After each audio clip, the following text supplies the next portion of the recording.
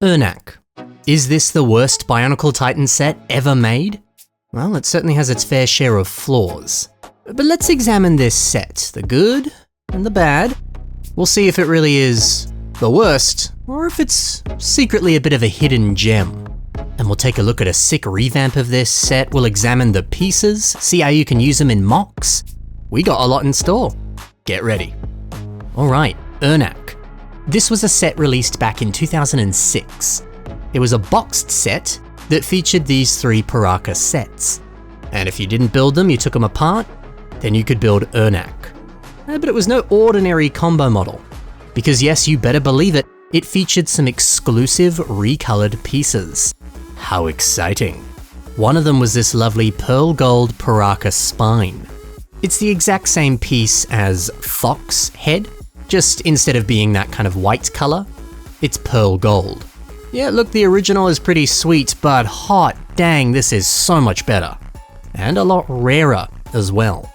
I really appreciate LEGO taking combo models and actually turning them into sets. We got that occasionally, but it was always quite rare. And it's even better when they come with exclusive pieces. Many of the other alternative builds and combo models required you to just, buy the sets and then go online to find instructions, or occasionally they were in the back of the instruction manuals. And that was great, nothing wrong with that, but I don't know, something about this being a limited edition, rare set makes it feel extra special. So, in the Bionicle storyline, Irnakk is kind of like this myth, a bit of a boogeyman story. The story was made up to scare the Skakti and the Paraka, to kind of keep them in line. Irnakk was this embodiment of fear. In those myths, he could take his target's worst nightmare and make it come true. A version of Irnakk was actually brought to life, but that's a whole other story. We'll talk about it another time.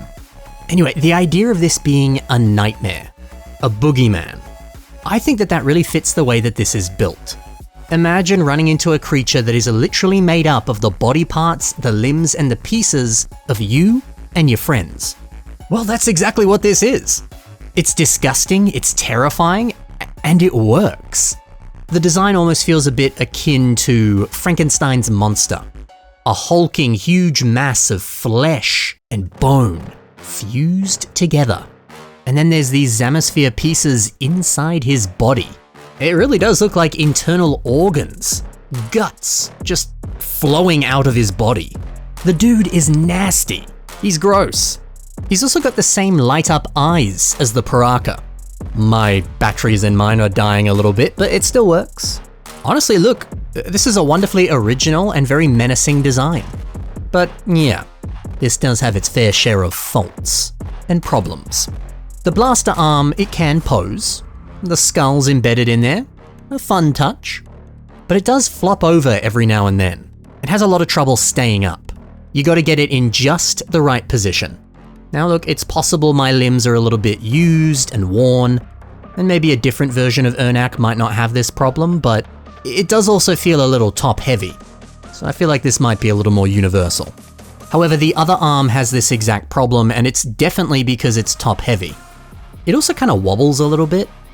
That is kind of down to the fact that this is a combiner model.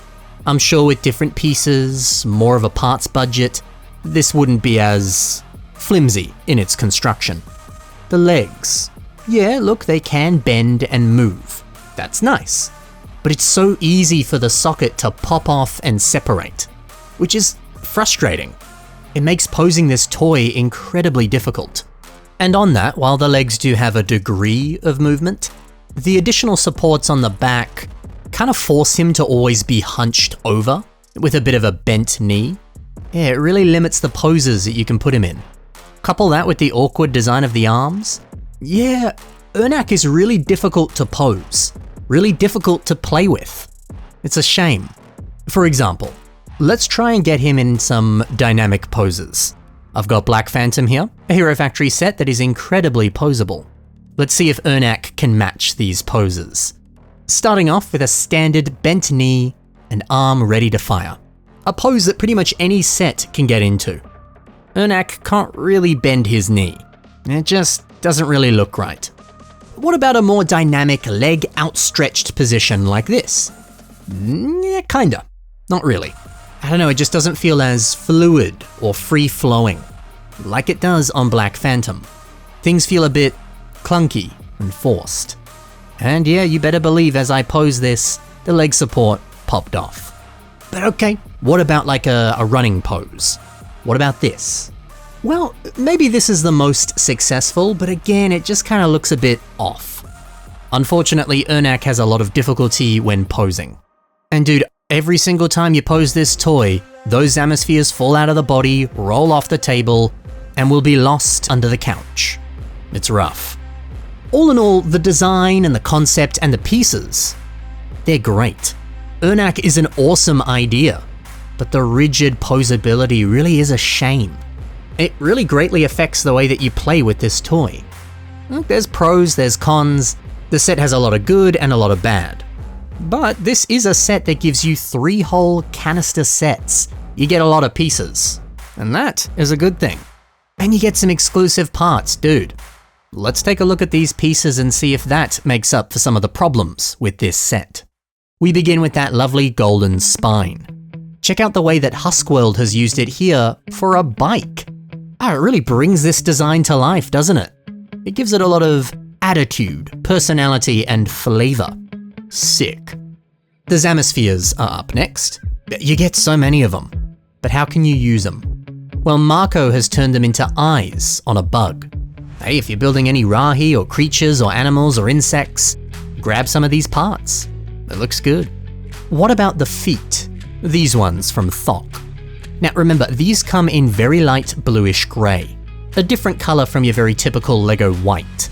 And Rata0115 has used that to great advantage. These specific pieces look a bit like some sort of cloth hanging down from the waist.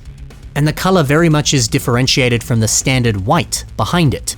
It makes you think, yeah, okay, this is meant to represent a different material to the other pieces. That little subtle variation in colour is awesome. There's a lot you can do with it. Medium blue hand sockets. They're up next. Kutorak uses them all over this mock. You got them as hands, you got them on the legs, there's some on the torso. They're all over. These are the kind of pieces that you can never have enough of. They're so easy to use, you can pack them in everywhere, and they always look good. It's nice that you get a good supply in this set.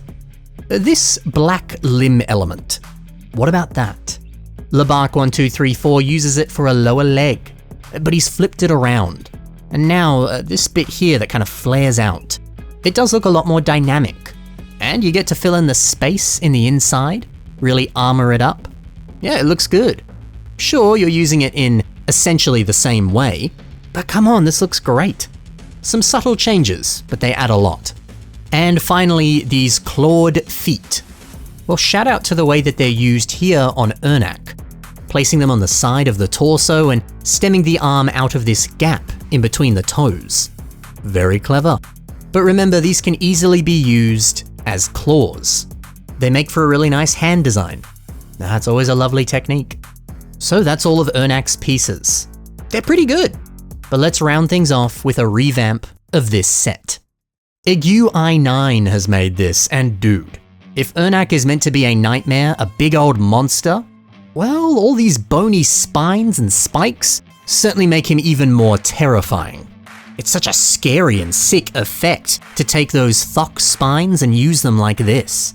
It's also so nice to see these Zamispheres still embedded inside the body, but it's been done in a different and better way, including them inside the original cage pieces.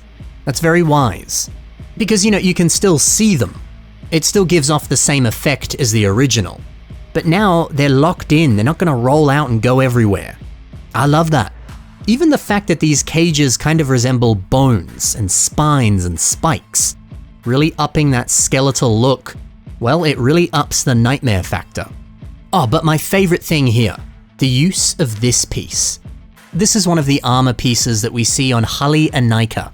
That lovely marbled white and dark blue color scheme is very reminiscent of the original colors. Only now, you get to put them on in a more controlled and concentrated way. The colors don't feel so wild, chaotic, and all over the place. This is such a good way to continue the original color scheme, but improve upon it. I really like that. So yeah, Irnakk. He might be flawed, but there are some pretty good qualities. So what do you think about Irnakk? Do you like him? Are you not a fan? Or do you just really like those pieces? Let me know in the comments below.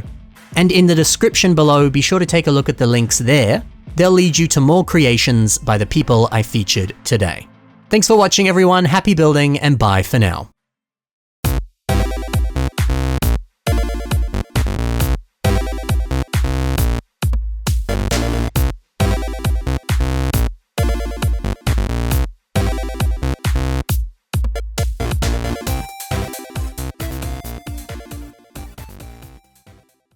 I still remember the childhood mistake of buying a Mega Block set instead of this set when it was on store shelves. My bad.